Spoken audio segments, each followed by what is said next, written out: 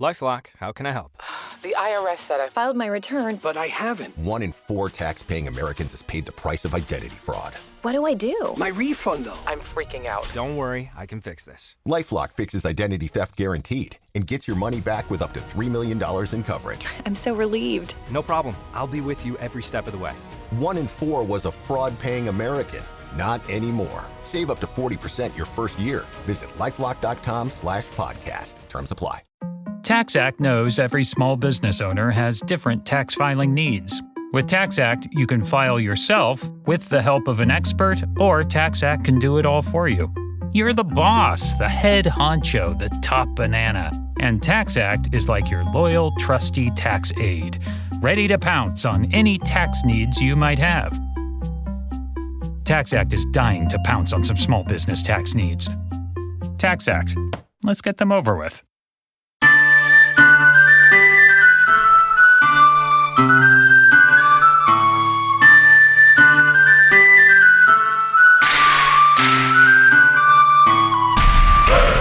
Hey, all you heroes, hawks, crows, rooks, and inquisitors. Welcome to the Dragon Age Lorecast, where we unpack, discuss, and theorize about all the lore behind the Dragon Age series. We are so excited to bring you this podcast. Every episode will be covering a different topic in the Dragon Age universe, from character deep dives to exalted marches and elven gods. We'll cover it all. There will be spoilers. And always remember, swooping is bad.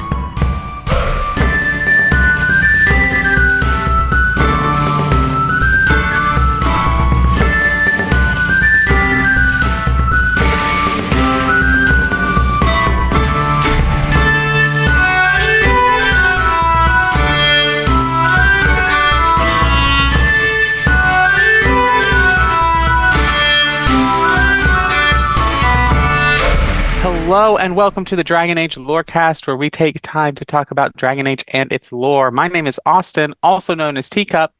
And I'm Shelby, or Shecup. And we are here to talk about Dragon Age and specifically continue in to our history on the Archons of Tevinter. That's where we're at. In our Rulers series, we're going to be hanging out in Tevinter for a little bit just because they have the most history. It's true. It is very true. I keep calling this our Rulers and Realms series. I think that's the most accurate way to describe it, but you're right. We do know the most about Tevinter, although we are going to spend a lot of time in the other countries like Orlais and Ferelden too. Tevinter's just the first, and we've just been so like, I don't even know what has gone on with the first part of this series, but it's been a long time since we've done a lore episode. It's been like a month. So we're just going to dive right into it for y'all with some fun facts.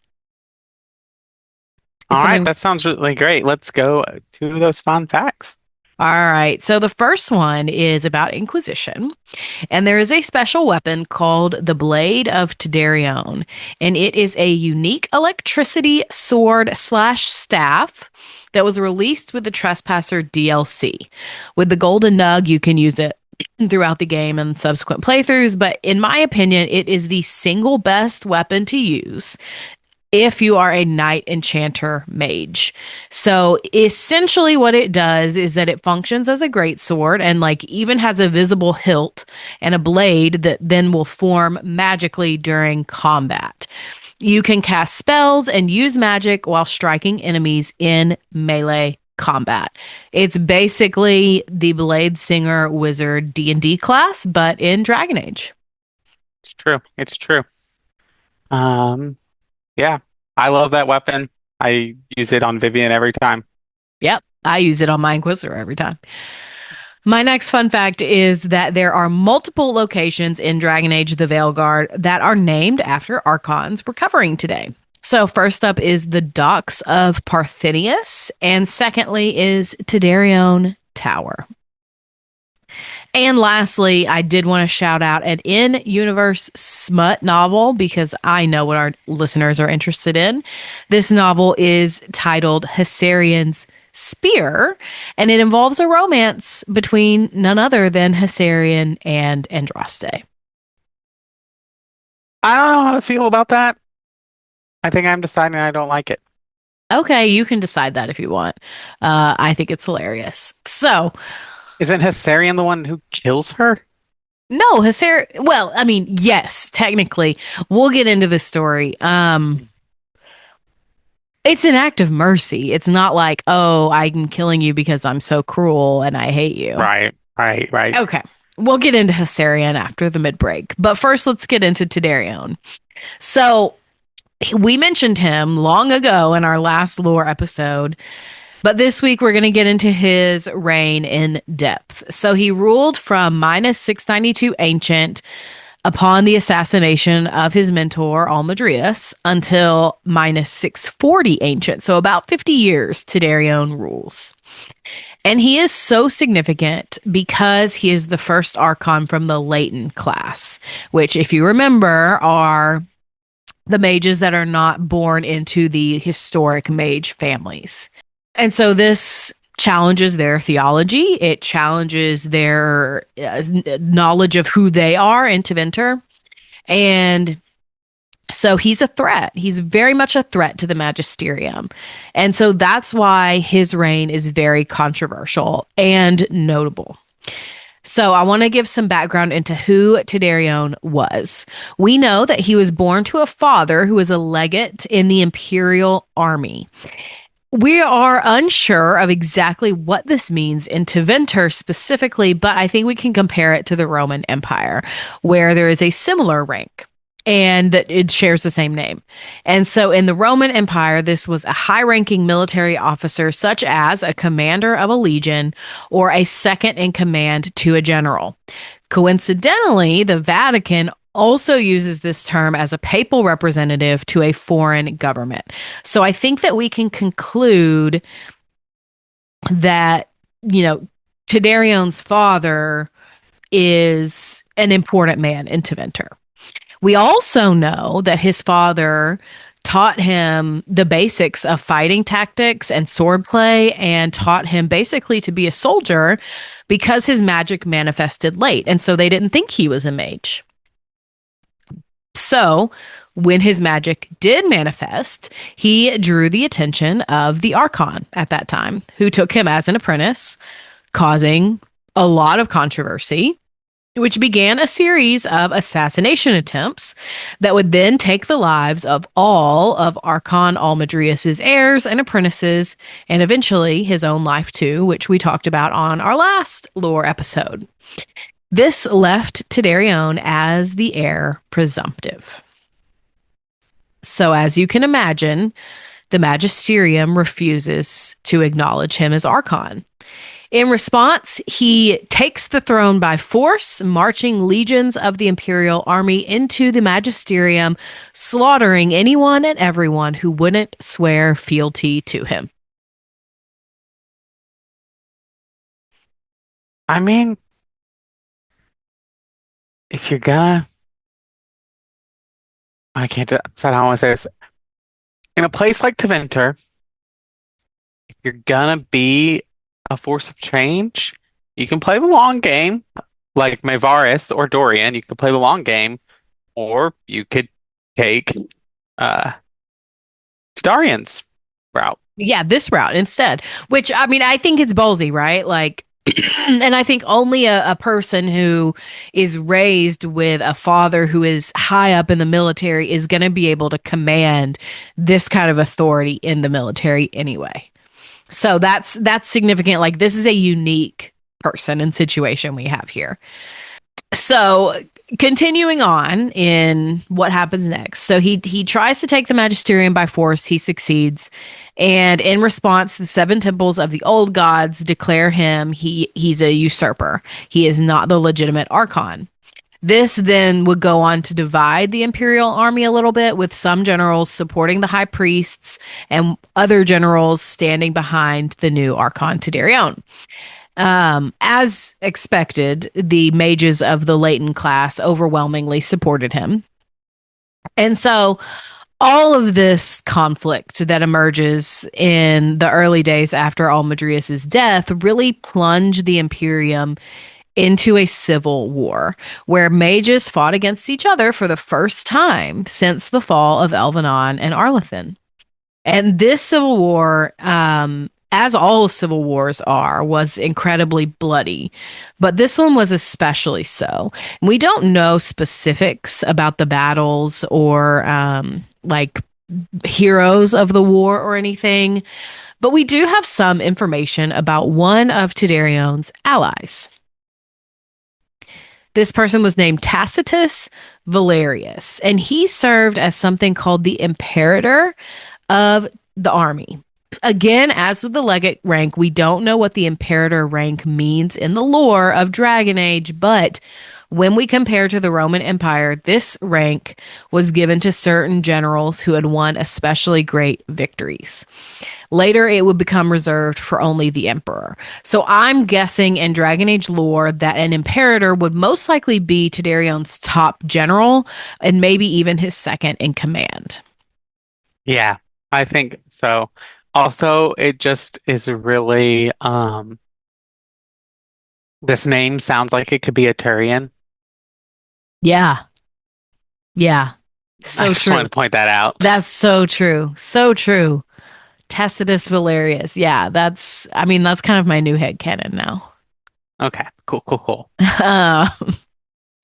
So you can actually find the Maul of Tacitus in Inquisition. And it's a maul that knocks down enemies after you complete a chain attack. And the description says, quote, Tacitus Valerius served as the imperator of the Tevinter legions for all of the blood-soaked reign of Archon Tidarion. It was rumored that the maul he carried had broken so many priests of the old gods that their blood forever fused it with their spite so that no one should ever stand before the weapon that had felled them. Honestly, a fire lore about a weapon. So true. I do just have some questions about the name dropping of spite. But I am gonna chalk it. I'm gonna chalk it up to coincidence. You know how I feel about coincidences, but I think this is one. Also, is this technically blood magic? I mean, I guess so, but it's not like something a person did. It just happened. So I'm not sure that it would right be a criminal offense, not that they care about that in Tevinter anyway. And then I have one more question before we get into the end of Tidarion's reign. Do you think he was the first Knight Enchanter? Probably. I mean, it makes sense that he would be, right? It makes sense to me that only a person who is a mage and also trained in swordplay would be the person that, came up with this fighting style. And he fits the bill perfectly. Yeah, and I guess technically, as lore stands, arcane warriors and Knight Enchanters are different. But they're functionally the same, mechanically. And so yeah, I think that they would be exactly the same if it wasn't for this weapon in Inquisition. Mm-hmm. Yeah, I do think I agree with that. I just wondered if this is where it started because the weapon in why would you have any use for that except in the Knight Enchanter's abilities, which are designed around getting up close, dropping fire mines, and then unloading your blade on them. Right. And I think another thing to say, just going back to the Arcane Warriors, is I think it would make sense that a very similar fighting style emerges from different places. So I can see how the Knight Enchanter, okay, this is the fighting style that emerges from Tevinter, and then the Arcane Warrior is the same fighting style that emerges from the elves. We can headcanon it that way. I guess that's not really headcanon, that's half and half. Yeah. That is true for the Arcane Warriors coming from the elves. So, right. I was going to say, now that you said that, when we were talking about the Arcane Warrior, and I was like, oh, you said they come from different places. I was like, oh yeah, you find the Arcane Warrior spirit phylactery kind of thing. Yeah. In the ruins in the Brazilian forest. Yeah, that's right. So, that tracks. All right. So just to get into Tidarion's death a little bit. So he dies while he's fighting on the battlefield with his iconic sword. He had named no heir, which meant that the Civil War does not end with his death. And in fact, the Civil War would last for 20 more years. As it tends to happen with something this dramatic in a change in the standard and status quo of Tevinter. He had two ways that this could end. He could either establish and win, or he would die the way he came in, which was in the conquest. Yeah, go ahead. I was going to say there's the argument that violence begets violence. I don't think Tevinters care about that. I know, but it's like a narrative thing of like, if you take something with violence, you'll lose it to violence as well. Yeah, that's fair. But I mean, I think that he's successfully holds on to his throne for 50 years almost. So we can't say that's not a success. That's true, but isn't that his entire reign is a civil war? Right. So there is this gap of 20 years where he dies before the next Archon takes the throne. And we're not sure if there's multiple Archons during this time that are unnamed, or if they just don't have an Archon for 2 decades. We're not sure. But what we do know is that the next Archon takes the throne in minus 620 Ancient, and his name is Parthenius. And he takes the throne when the Civil War officially ends. And it ends because he chose to admit the latent class into the temples and give them 3 seats in the magisterium. So he kind of placates the lower classes, and that's kind of what stops the Civil War. And the only other thing notable that we know about Parthenius is that before he became Archon, he was the high priest of the Temple of Dumat.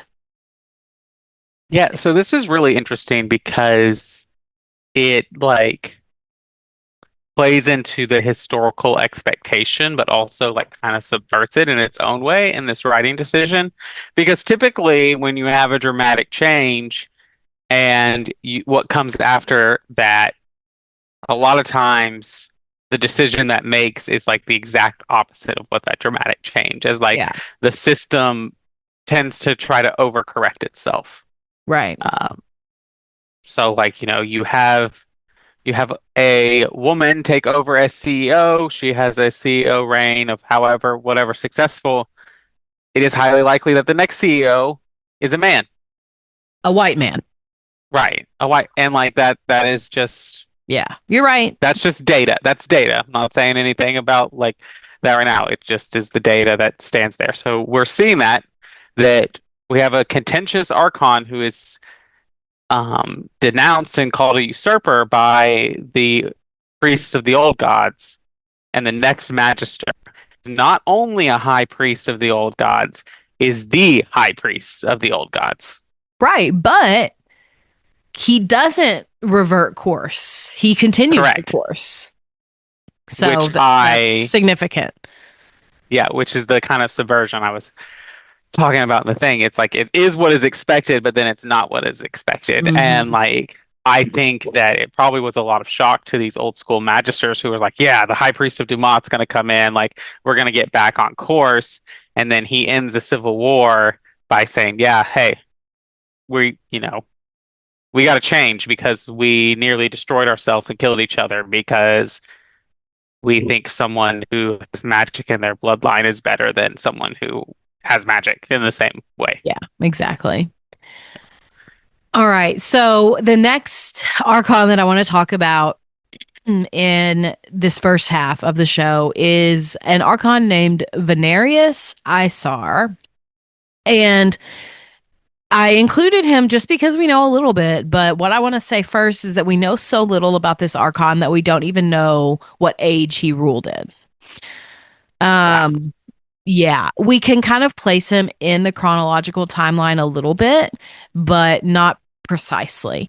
So he is the Archon that presided over the decision to establish a center or a capital for the Tevinter slave trade. And so they made this decision to establish a capital because they wanted it to be far away from Tevinter, from the heart of the Imperium.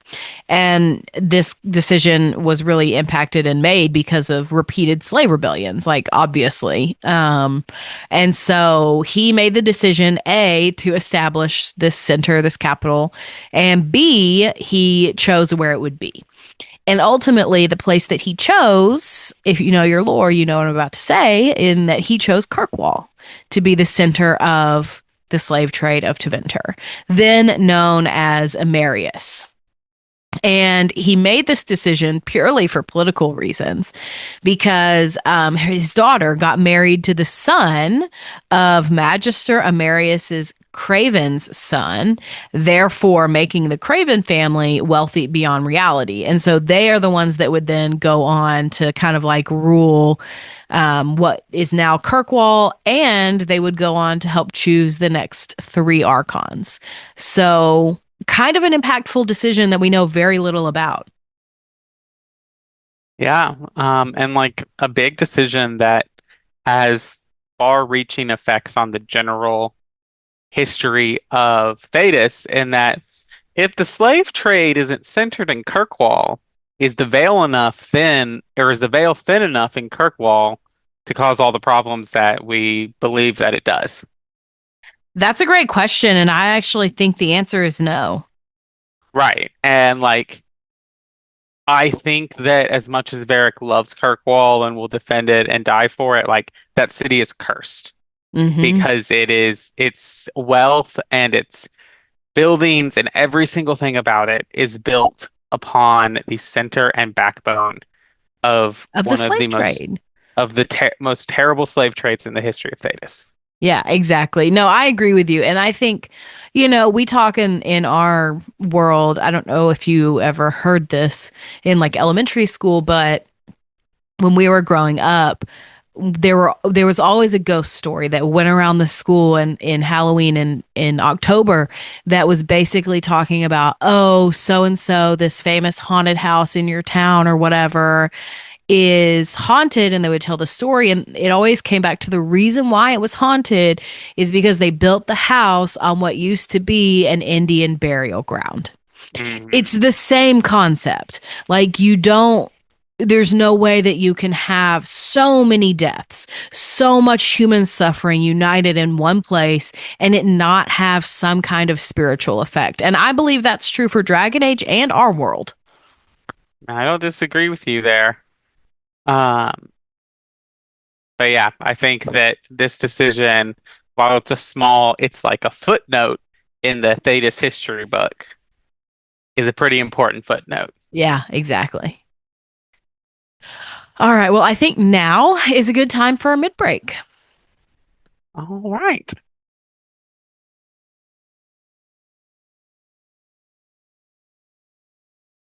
I've got this nefarious plan to go around to each of them and secretly tell them all the nasty things you said. That way they'll mutiny and I shall become the group leader. We have more comfortable rooms and basically infinite space, so why, Why does the trained assassin prefer a quiet, unassuming spot with good choke points?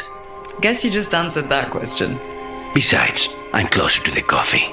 Just wondering if the feathered pauldrons are an essential part of the moody rebel mage persona. What are you talking about?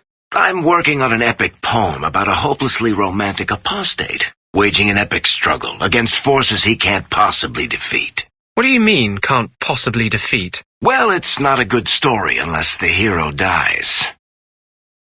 Well, welcome to the middle of the show where we take time to thank our patrons. Thank you to all of our patrons. A special thank you to our first patrons, Genesis and Lisa M.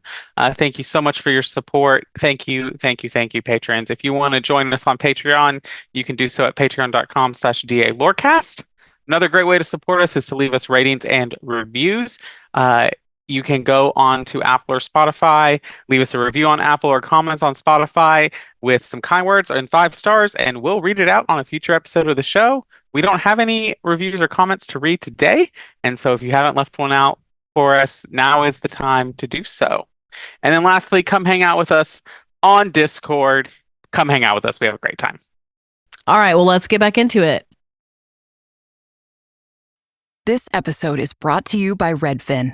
You're listening to a podcast, which means you're probably multitasking. Maybe even scrolling home listings on Redfin, saving homes without expecting to get them. But Redfin isn't just built for endless browsing. It's built to help you find and own a home. With agents who close twice as many deals, when you find the one, you've got a real shot at getting it. Get started at redfin.com. Own the dream. Does it ever feel like you're a marketing professional just speaking into the void? But with LinkedIn ads, you can know you're reaching the right decision makers, a network of 130 million of them, in fact. You can even target buyers by job title, industry, company, seniority, skills, and did I say job title? See how you can avoid the void and reach the right buyers with LinkedIn ads. Spend $250 on your first campaign and get a free $250 credit for the next one. Get started at linkedin.com/campaign. Terms and conditions apply. How old were you when you realized you were the son of a president? I don't think anyone's ever asked me that before. FX's Love Story. John F. Kennedy Jr. and Carolyn Bessette. I didn't think I could love someone like this until you. From executive producer Ryan Murphy. It's not a question of if I want to spend the rest of my life with you. It's if I'm cut out to be Mrs. JFK Jr. FX's Love Story. John F. Kennedy Jr. and Carolyn Bessette. Watch now on FX, Hulu, and Hulu on Disney Plus for bundle subscribers. My people have heard legends of the Grey Warden's strength and skill. Though I suppose not every legend is true. That's really helpful. What are you, the elven god of sarcasm? Lies, treachery, and rebellion, depending upon the story. And how could I help? I do not have my ritual dagger. I cannot access my network of mirrors to travel from the lighthouse to anywhere in the world. All I can offer is what I know. Helpful advice from the elven god of, and I am quoting you here, lies, treachery, and rebellion. Depending on the story. You fear barbarians will swoop down upon you. Yes, swooping is bad. Okay, so the next Archon I have is named Valerius. And again, Archon Valerius is another one that we don't quite know the dates of his rule, but thankfully we can actually place him in the chronological order because he is the father of Hessarian. Obviously a very famous Archon, which we'll discuss next. Yes. I just have a question because we're getting to a point of like, is there like a burning of the Library of Menrathis, like akin to the burning of the Library of Alexandria that we know about? Because I just don't see Tevinter not keeping like. Yeah, I hear you. Records. I hear you. I've thought about this. I have an answer. So, I haven't found anything in the lore that corroborates that kind of claim. But I think that's a fair criticism. However, my response would be, I think that a lot of times super fans of this series, we have a tendency to associate Tevinter with the Roman Empire, or just like 100%, and or the Greek Empire, but particularly the Roman Empire. And I think that this is an area where we go too far with that connection, because as we know, the Romans and Greeks both had excellent records. To me, it makes sense.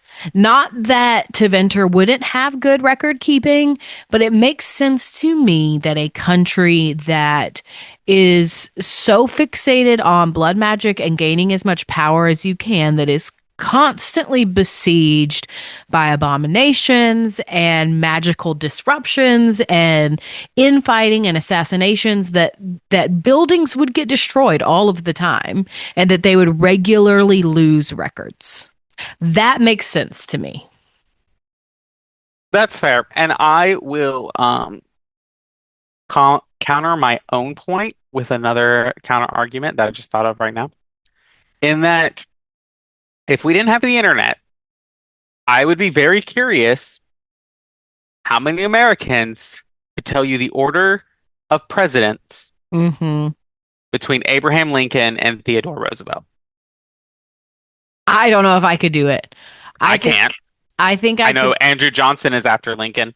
I think Grant I is in could there probably somewhere. name most of the presidents, but I don't think I could do it in order.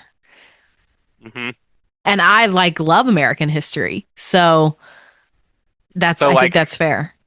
And we have records of that.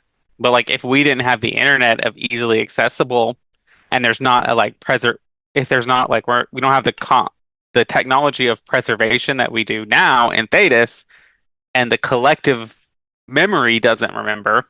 Right. Makes sense that we don't know.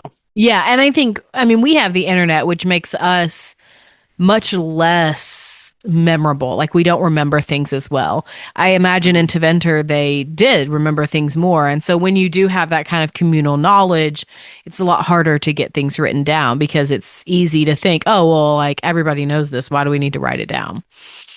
So.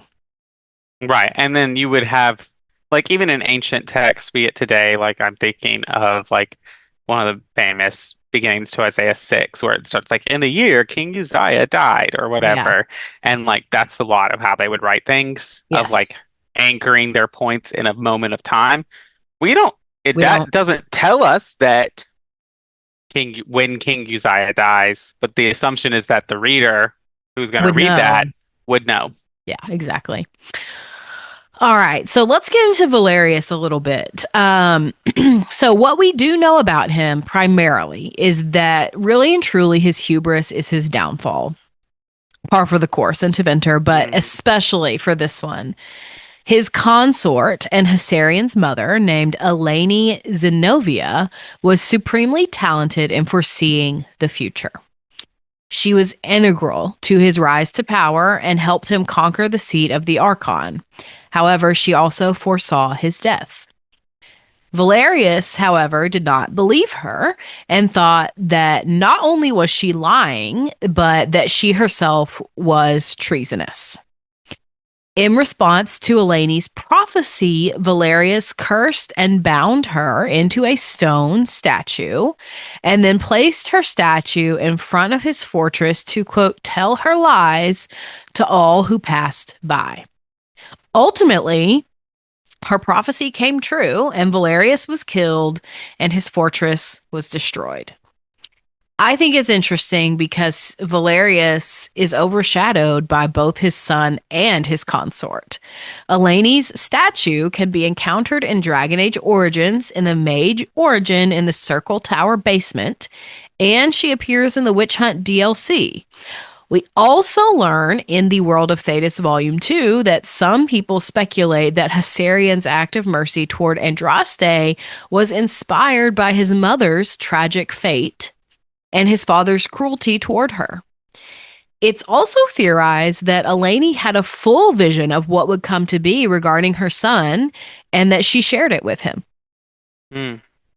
Interesting. I really think that's really interesting with Hessarian, and I really like the theory that, Hessarian's act of mercy is inspired by his own experience with his mother and his father's cruelty and whatnot.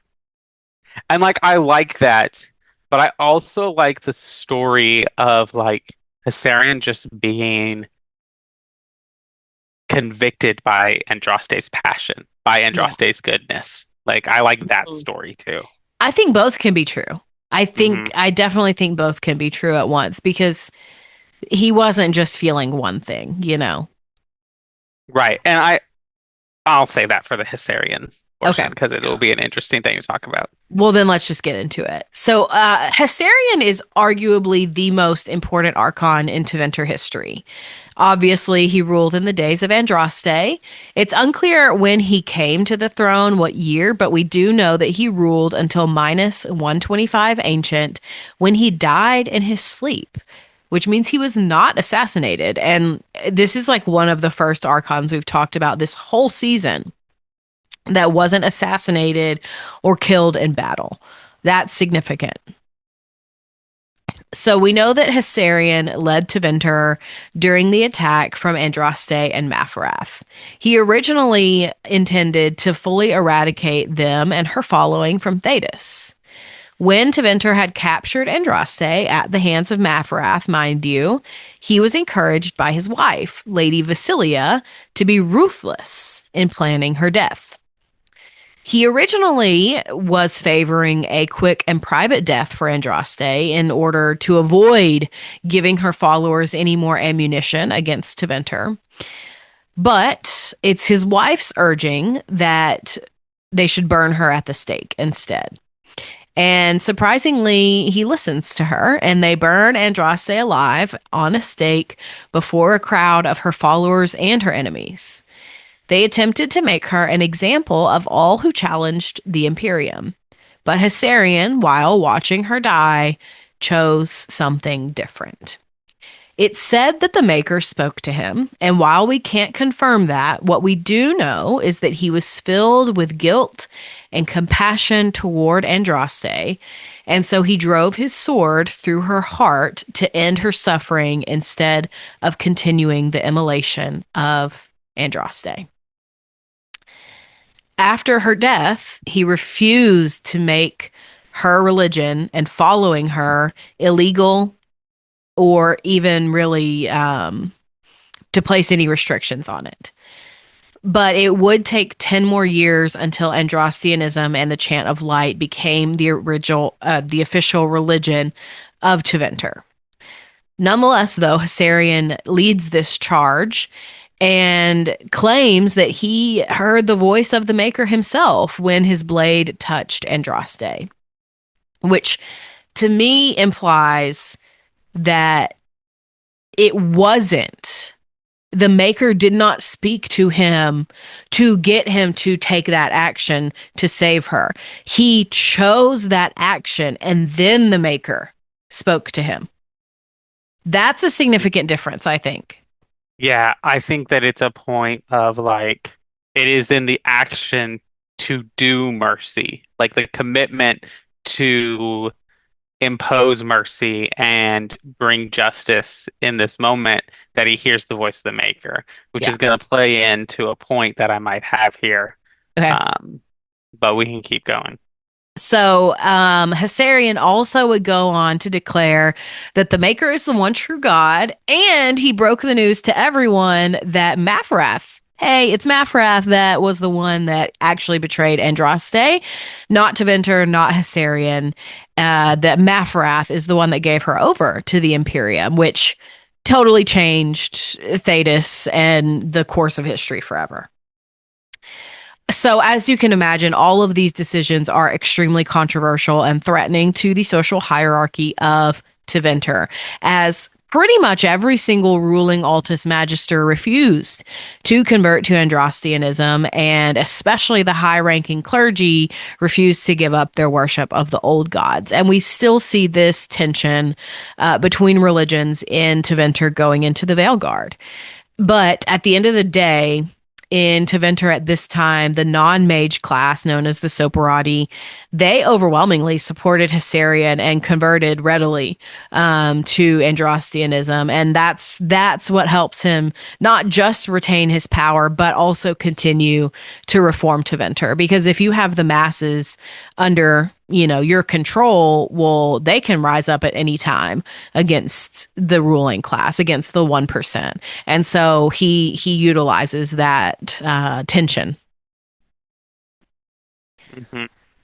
So in Tevinter history, and I know this is what you want to talk about, this era of Hessarian's reforms is known as the Transfiguration. And we can get into it, but it's known as this because the high priests of the old gods were all killed. Hessarian repurposed all of their temples into circles of magi and then built chantries dedicated to the Maker and Andraste. So when we say transfiguration, it refers to the whole of Tevinter being transfigured from the worship of the old gods into something that's actually holy, i.e. the worship of the Maker and Andraste. So this is where I take beef with the writers of Dragon Age, because I think they just took a religious word, and because it sounded similar to transformation, thought, oh, this is just a fancy word for transformation and we can put this in there. Which Shelby knows that I'm about to get up on a soapbox right now, that that's not what transfiguration is. Yes, I know. And I don't know. I'm not going to speak. If you are a linguist person and do know this, I personally know of no other circles where this word is used other than Christian circles talking about Jesus on the mountain.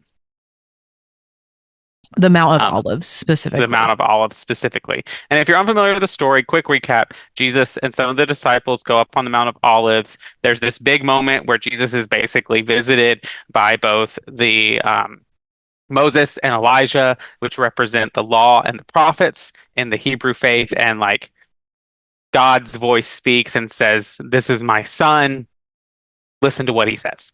That's a very small paraphrase, but that's the story.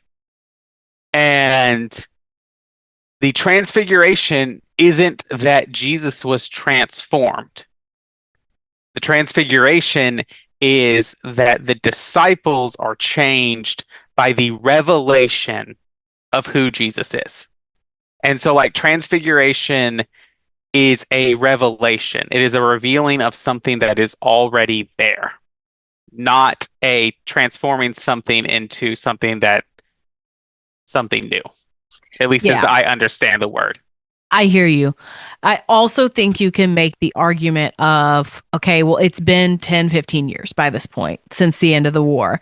I think you can make the argument that, hey, this authentic worship of Andraste and the Maker is already present among the everyday people of Tevinter.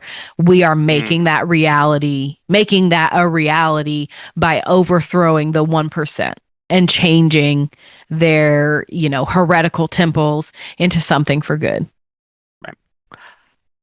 I'm going to throw another wrench in here with some Dragon Age lore and some Dragon Age fan theory.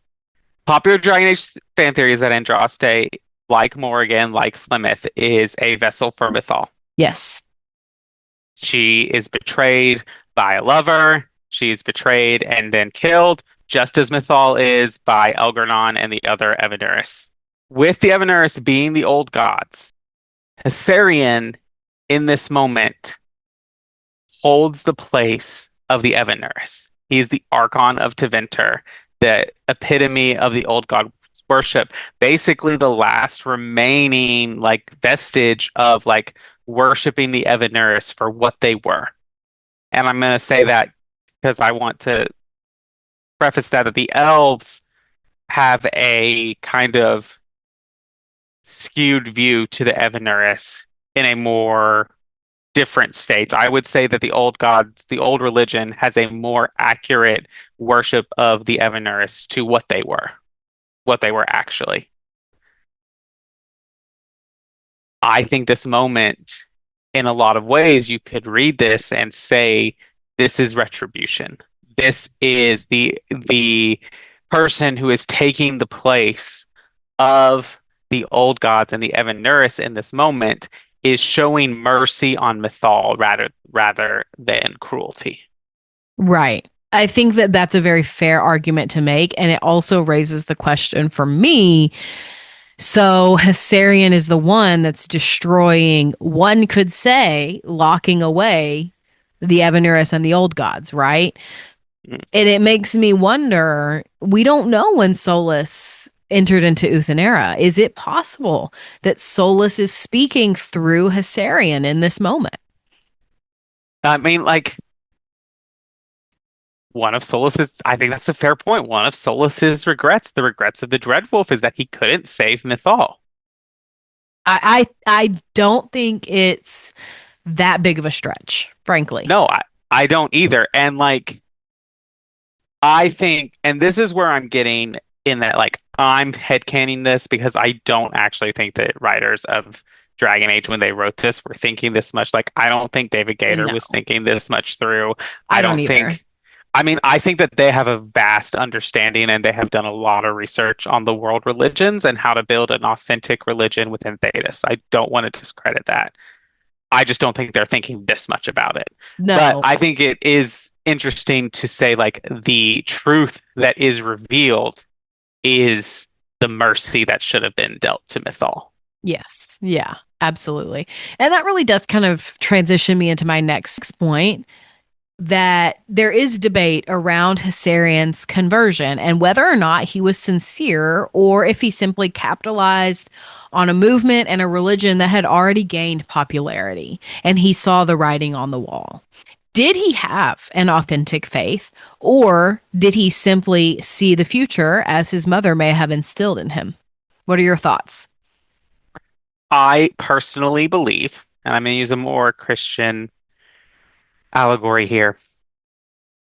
I believe Hessarian is more akin to the Roman soldier saying, truly, this was the Son of God, than he is to what they're arguing is basically like Pontius Pilate of like, I don't think he's guilty, but I don't really care what you do.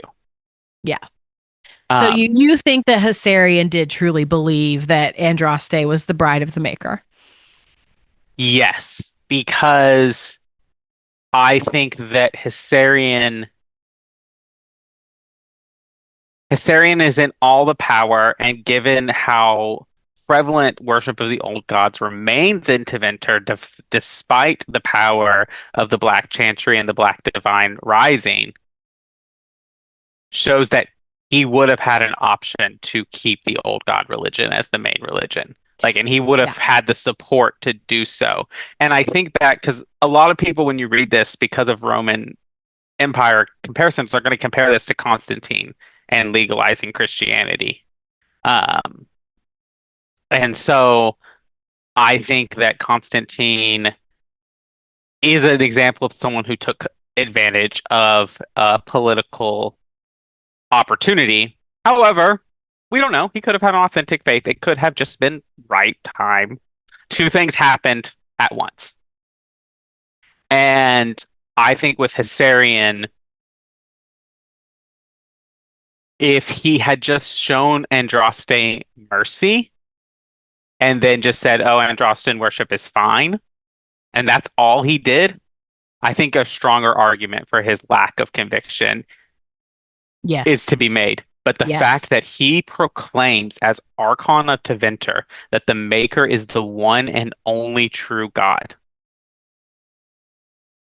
that's a big deal. Yeah, that's a big change. It is. And I think it goes further than that because, like, he didn't have to destroy all the temples. He didn't have to kill all the high priests. He didn't have to tell everybody about Maphrath's treachery. Like, he could have gone to the grave with that secret. But I think only somebody who truly feels remorse and regret over their actions is going to do something like that. So I think I agree with you that his faith was authentic. And I also personally, like, this is out of the lore. It's just more fun to believe that, in my opinion. I agree. And like, we talk about this all the time. I believe that narratives are best when the arc of the narrative bends towards justice and bends towards goodness. And I think that this is a moment where if you just make it political for Hessarian, you lose a little bit of that. You lose a little bit of like the validity and believability that Andraste was a truly good and noble and pure individual. So good and noble and pure that she was able to convert someone to the faith as she was dying. Right. Well, this kind of goes into, again, my next point in his statue in Dragon Age Origins. Claims that he did truly feel pity for Andraste and that it was his duty as a ruler to go on to show mercy, hoping that if he himself, as Hessarian, had been in the same situation, mercy would be shown to him. And so Hessarian's riddle in Origins is, quote, she wields the broken sword and separates true kings from tyrants. Of what do I speak? And the answer, of course, is mercy. And I just want to close up with a few more things about Archon Hessarian. And that first, his tale of mercy and forgiveness is not just a core and crucial teaching point for the Chantry, but I think the crucial teaching point for the Chantry. And that his sword, covered in the flames of Andraste's pyre, is like one of the main symbols of the Chantry. It's the symbol of the Templar Order, and he's Hessarian is revered in both Tevinter as the founder of the Imperial Chantry and heralded as one of the most important of Andraste's disciples. In addition, he also wrote 2 canticles of the Chant of Light, the Canticles of Erudition and Penance, both of which are still sung in both the Orlesian and Imperial chantries. He also wrote an alternate version of the Canticle of Transfigurations, which does remove prohibitions against magic. This version, of course, is only taught in the Imperium. And then lastly, he wrote the Canticle of Silence, which is part of the dissonant verses or the heretical verses. And so just to kind of sum it up, this is not the story of a person who doesn't have true faith. This is the story of a person who authentically believes everything that he did. And like, I totally agree with you, and it's an excellent point that you bring up. You can't write an alternate version of a text unless you truly understand and believe that you have an understanding of a different revelation. Yes. Because that's the truth of the matter, is that he would then believe that, like, okay, but like, yeah, mages did things bad, but I'm a mage. I acted in mercy. Like, am I truly evil? Like, I think Hessarian would have had to like wrestle with the argument of like, am I evil because I'm a mage, or am I at risk for being used by evil? Yeah. And I think that that's a big difference that the Orlesian Chantry really does not define. They don't even understand. Yeah.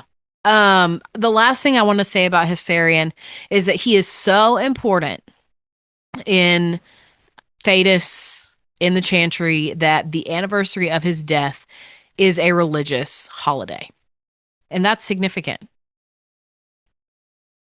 So before we move into our side character for the day, are there any closing thoughts you have about any of the Archons we've talked about today? I don't think so. I do think that Sarian is going to be my favorite Archon. I'm sure there's going to be some other things, but I want to add just one thing that is one of my favorite mentions of Hessarian in game, and it's when you see the blades of Hessarian, and Dorian is like, I didn't think Southerners cared about that part of Andraste's story.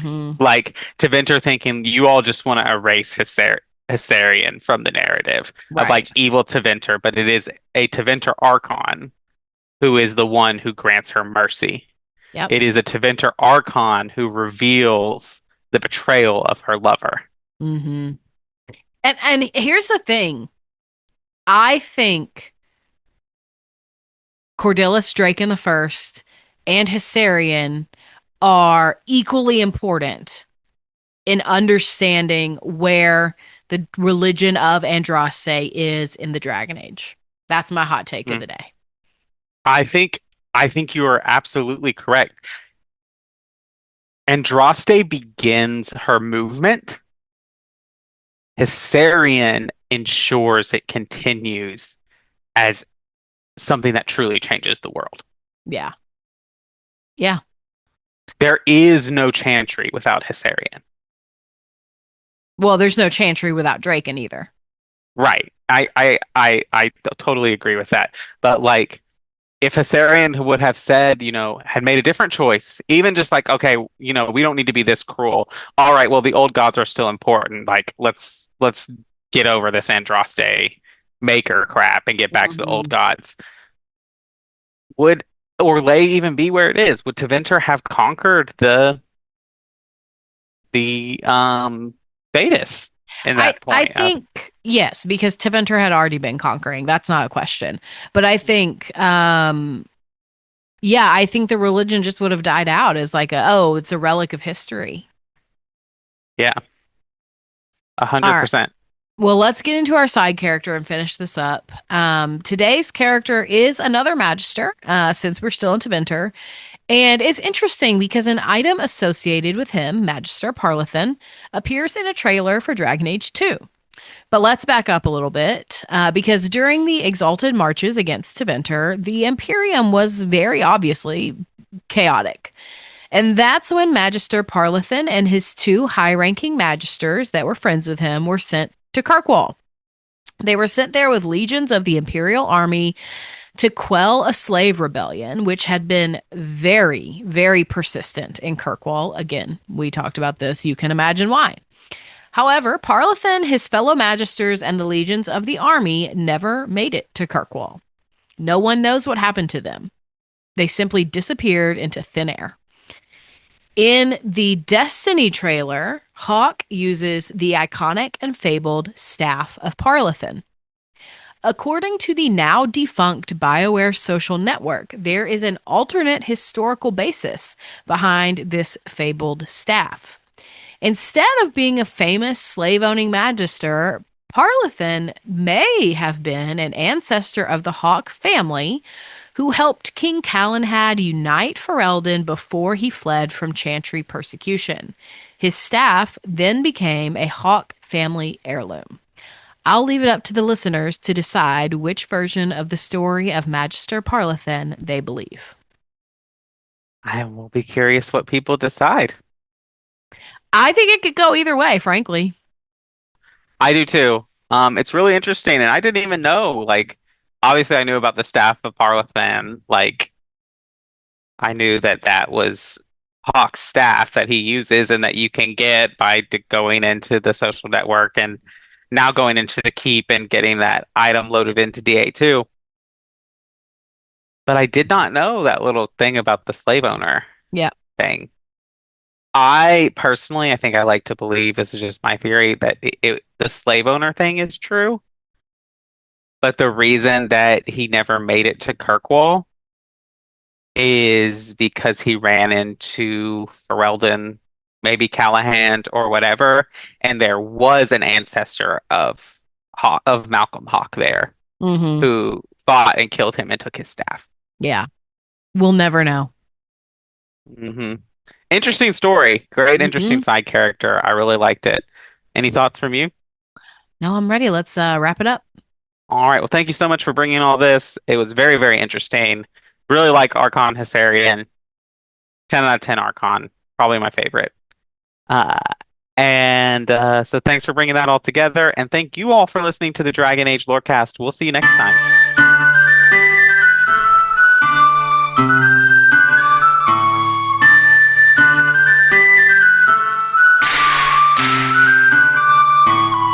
Thanks for listening to the Dragon Age Lorecast. If you have any lore questions, topics to cover, or side character suggestions, join the Cups Podcasting and More Discord server. It's the best place on the internet. You can also support the podcast financially and ensure its continuation by joining our Patreon at patreon.com/DALorecast. If you enjoyed the show or learned something new today, please subscribe, leave us a review, rating, or comment, or join our Patreon. The Dragon Age Lorecast is part of the Robots Radio Podcasting Network. If you enjoyed our intro or outro music, give a big shout out to Pipeman Studios.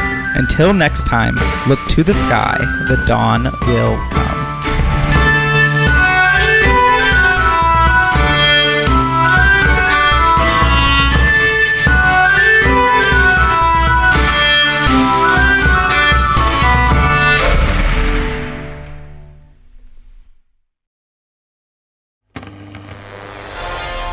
When a wasteland detective and a vault girl cross paths, no criminal is safe. You're both under arrest. Don't move a muscle if you know what's good for you. Based in Bethesda's Fallout series, follow Walter and Bunny as they traverse the Texas Commonwealth and New Vegas, busting big crime rings. We'll need all we can to expand into Vegas territory. And surviving anything the wasteland can throw at them. It's him! It's the Mothman! Featuring a series of nail-biting narratives and guest stars from across the Fallout community. It's anybody's guess what thrilling case is up next. War never changes, does it, Bunny? No, it certainly does not. True Vault Escapades, a Fallout audio drama. Available anywhere you get podcasts.